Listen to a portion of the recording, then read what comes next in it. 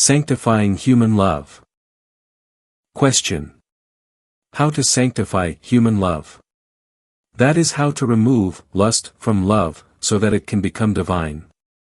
Why human love should become divine love? How is divine love different from human love? What are the advantages of divine love? What are the characteristics of true love? What is the difference between love and lust? Why love is considered pure and lust impure? What is pure love? Why is it considered supremely majestic in the spiritual realm? Why should one kindle it? Why should one get tuned to one's own inner voice of love? Why God should be loved? How to express love for God? What is the difference between a heart without love and a heart restless with love? Answer. Extracted from Meher Baba's literature, which is a copyright of Avatar Meher Baba Perpetual Public Charitable Trust, Ahmednagar, Maharashtra, India. There can be no greater folly than that the aspirant quarrel with another over the pros and cons of this way or that, instead of concentrating on his own onward march. One road may be steep, another full of potholes, a third torn by racing rivers. Similarly, one man may walk best, another may be a good runner, a third a fine swimmer. In each case, the things that should really count are the destination and the progress that each individual makes. Why should one who runs like a hare come in the way of another who is more likely to succeed at the pace of a snail? Spiritual progress is like climbing through hills, dales, thorny woods and along dangerous precipices to attain the mountain top. On this path, there can be no halting or return. Everyone must get to the top, which is the direct realization of the Supreme Godhead. All hesitation, sidetracking or resting in halfway houses, or arguing about the best route, only postpones the day of final fulfillment. The aspirant cannot be too alert about the path. The slightest lingering in the false world of shadows is inevitably an invitation to suffering that could have been avoided if the eye had been steadily fixed on the supreme goal of life.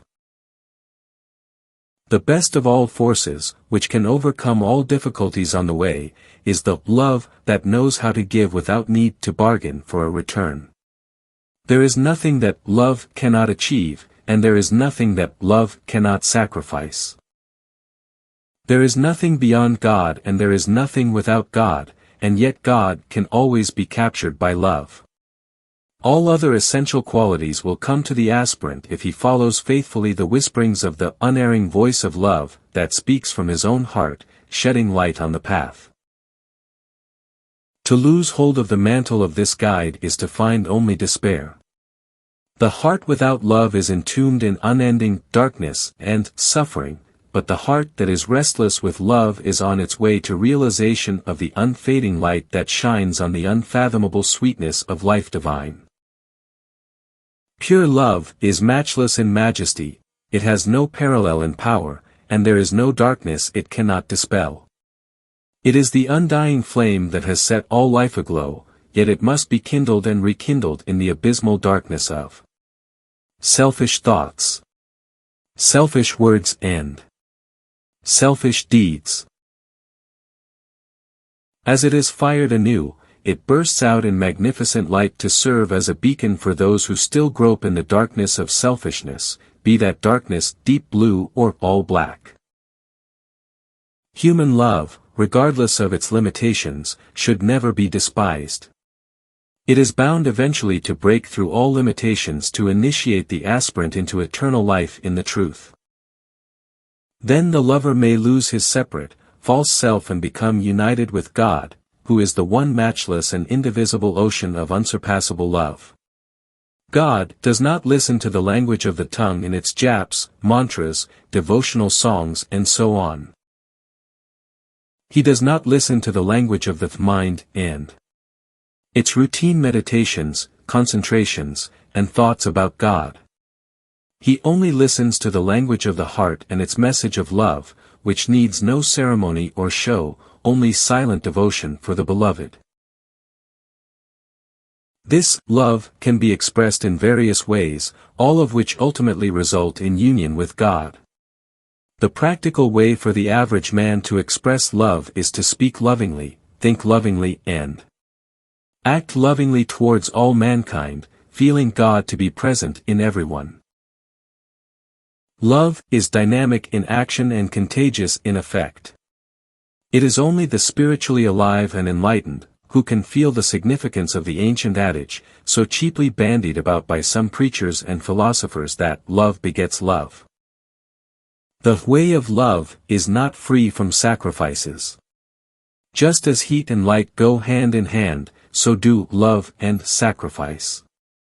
The true spirit of sacrifice springs spontaneously, like humility, and cannot be aware of itself nor reserve itself for particular objects and special occasions. Love means suffering and pain for oneself, and happiness for others. To the giver, it is suffering without malice or hatred. To the receiver, it is a blessing without obligation. Just as it can never be too early or too late to learn to love for the sake of love, so there can be nothing too small or too big to be sacrificed or sacrificed for. The flow of life, the flow of light and the flow of love are as much in the drop as in the ocean. The smallest thing is as big as the biggest, and the biggest thing is as small as the smallest. It all depends upon the particular yardstick used. The spirit of true love and real sacrifice is beyond all ledgers and needs no measure. A constant longing to love and be loving, and a non-calculating will to sacrifice in every walk of life. High and low. Big and small. Between home and office. Streets and cities. Countries and continents. Are the best measures man can take to be really self-full and joy. Love is different from lust. In lust, there is dependence upon the physical object and thus spiritual subordination of the soul to it. Love puts the soul into direct coordinate relation with the reality which lies behind that form. Therefore, lust is experienced as being heavy, but love is experienced as being light. In lust, there is narrowing down of life, while in love, there is an expansion in being. To have loved one soul is like adding its life to your own. Your life is multiplied, and you live virtually in two centers.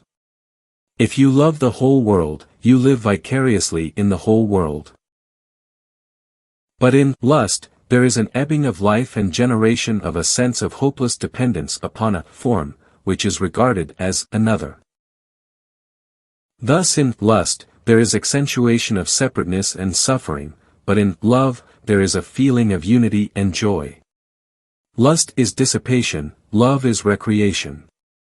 Lust is a craving of the senses, love is the expression of spirit.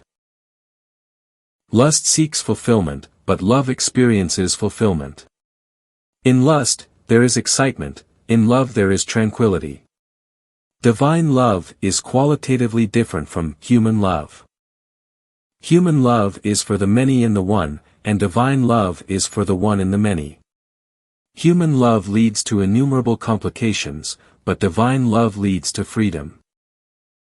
In divine love, the personal and impersonal aspects are equally balanced, but in human love the two aspects are in alternating ascendancy. Human love in its personal and impersonal aspects is limited, but divine love with its fusion of the personal and impersonal aspects is infinite in being and expression. If, instead of seeing faults in others, we look within ourselves, we are loving God. If, instead of robbing others to help ourselves, we rob ourselves to help others, we are loving God. If we suffer in the sufferings of others, and feel happy in the happiness of others, we are loving God. If, instead of worrying over our own misfortunes, we think of ourselves as more fortunate than many, many others, we are loving God. If we endure our lot with patience and contentment, accepting it as His will, we are loving God. If we understand that the greatest act of devotion towards God is not to harm any of His beings, we are loving God. To love God as He ought to be loved, we must live for God and die for God, knowing that the goal of all life is to love God, and find Him as our own self. Therefore, let us become the soldiers of God. Let us struggle for the truth. Let us live not for ourselves, but for others. Let us speak truly, think truly, and act truly. Let us be honest as God is infinite honesty. Let us return love for hatred and win others over to God. Let the world know that, above everything the most dear to our hearts is God the supreme reality. Besides keeping God before ourselves in our daily lives and loving Him by loving our fellow men, we can love God by surrendering to the Sadguru or perfect Master who is God's personal manifestation. Or to the God-man who is God descended directly into form. To surrender to any of these is to surrender to God Himself. This is my song. For the rich, I am the richest. For the poor, I am the poorest. For the literate, I am the most literate. For the illiterate, I am the most illiterate. Thus I am one of you, one with you and one in you, and we are all one. To have my real darshan is to find me. The way to find me is to find your abode in me. And the only one and sure way to find your abode in me is to love me. To love me as I love you, you must receive my grace. Only my grace can bestow the gift of divine love. To receive my grace, you must obey me wholeheartedly with a firm foundation of unshakable faith in me. And you can only obey me spontaneously as I want when you completely surrender yourselves to me so that my wish becomes your law and my love sustains your being. Age after age, many aspire for such a surrender, but only very few really attempt to surrender to me completely as I want.